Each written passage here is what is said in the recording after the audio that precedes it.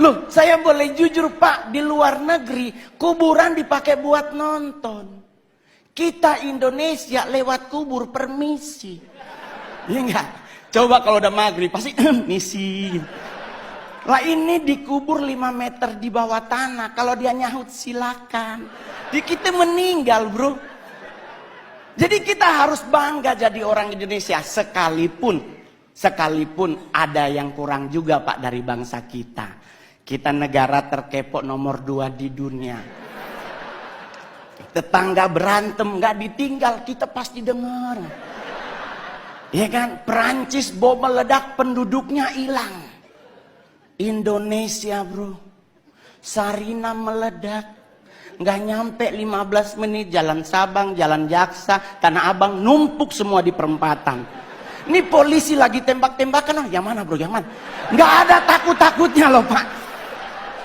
Jadi kita wajar kalau negara kepo, Pak serius. Bukti kedua di mana Pak? Saya nongkrong Senayan City Pak. Sorry Pak, udah artis ya Pak. Kalau dulu Keramat Sentiong Pak. Saya tinggal di Keramat Sentiong, sekarang udah pindah Anak Selatan. Which is sometimes harus bahasa Inggris ya kan? Ya gitu. Bro, saya boleh jujur, kita lagi pipis Pak di urinoir. Berenam nih lagi pipis berenam. Tahu-tahu di belakang bunyi Pak. Put. Itu kita berenam ini nggak dikomando, nengok semuanya. Rasa ingin tahu siapa yang bunyi Pak. Dan mohon maaf Bapak Ibu, ditungguin. Kita udah habis pipis harusnya keluar, 6-6-nya di wastafel. Nunggu orangnya keluar, dia keluar kita ngomong, oh elu. Tinggi banget Pak.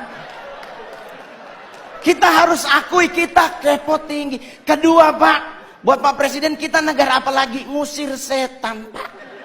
Padahal mohon maaf Bapak Ibu, setan di luar negeri pakai jas.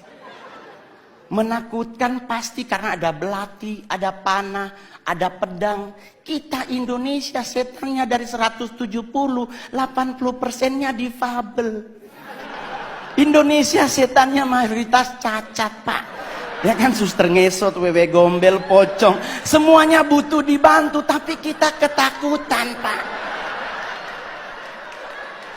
Lah, saya mau ngasih tahu ya teman-teman, suster ngesot nggak mungkin ke rumah kita. Nih Pak, saya anak Tanjung Priuk. Rumah sakit itu Koja. Otomatis suster ngesot hanya ada di rumah sakit. Kalau dia mau nyebrang ke Warakas, meninggal lagi Pak. Kan kontainernya banyak Pak. Ya kan? Dia lagi cek, ya Allah, balik lagi. Sampai subuh Pak. Kalaupun dia bisa nyebrang, nggak mungkin nakutin Pak. Pasti minta betadin, beset kakinya Pak. Jadi orang nanya sama saya Pak, terus ngusir setan apa yang harus kita lakukan? Jangan main dibaca aja Pak. Kalau Muslim dibacain ayat kursi, Kristen dibacain ayat Alkitab atau agama yang lain. Yang paling benar jangan dulu dibaca, tanya dulu setannya, lu agama apa? Iya kan? Takutnya dia Kristen dibacain ayat kursi kan gak kena bos. Iya kan? Jadi buat teman-teman semuanya, nggak usah khawatir ngadepin hidup. Saya sangat yakin dengan 1000% bahwa Pak Jokowi pasti akan umur panjang. Anda tahu kenapa? Karena beliau rendah hati.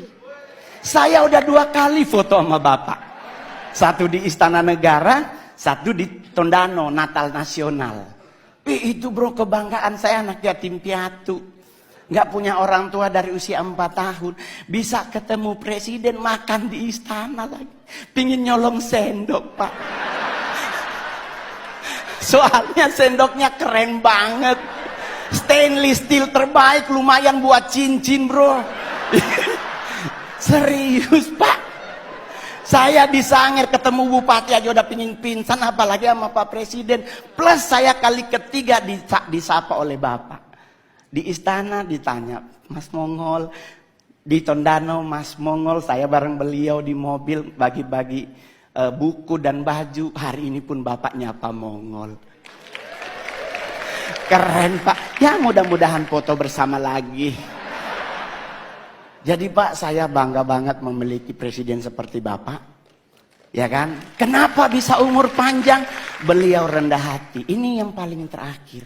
Orang yang cepat meninggal adalah orang yang sombong. Ajaran agama Kristen dan Islam sepakat. Nabi itu benci orang sombong. Orang sombong tuh cepat matinya. Kenapa? Jalannya petenteng-petenteng. Ya kan? Apa lu lihat-lihat? Nah itu Pak, kalau malaikat maut nunjukin muka, habis dia. Tapi kalau orang yang rendah hati dan sederhana, jalannya nunduk Pak. Seperti Pak Jokowi, permisi, ya kan? Ya, sederhana. Kenapa orang yang rendah hati meninggalnya lama? Karena malaikat maut nunggunya di depan. Otomatis kalau kita nunduk, kelihatan sepatunya. Ini kan lagi jangan, oh ya Allah dia kan kita putar-putar. Nah, umur panjang Pak. Ya kan? Iya dong. Yang kedua, yang lama mati adalah orang apa? Orang budek Pak. Saya oma meninggal umur 100 tahun di Sangir. Mohon maaf Pak, di Sangir nggak ada aturan makanan Pak. Selama dia halal dan bisa dimakan, dimakan.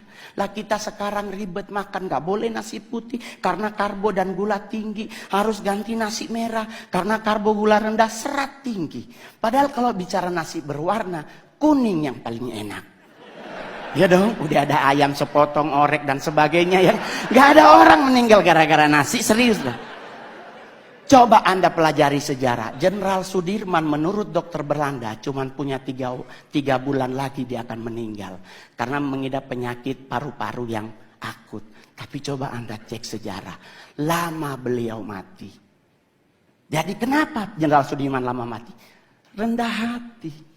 Yang kedua, Oma sampai 100 kenapa? Dia budek Pak. Mungkin malaikat maut udah manggil dari umur 70 ibu anak. Oma Mongol nggak denger Pak. Kenapa orang budek lama mati? Orang dipanggil sebelah aja dia nggak denger, apalagi sama yang di atas, ya kan? Ya.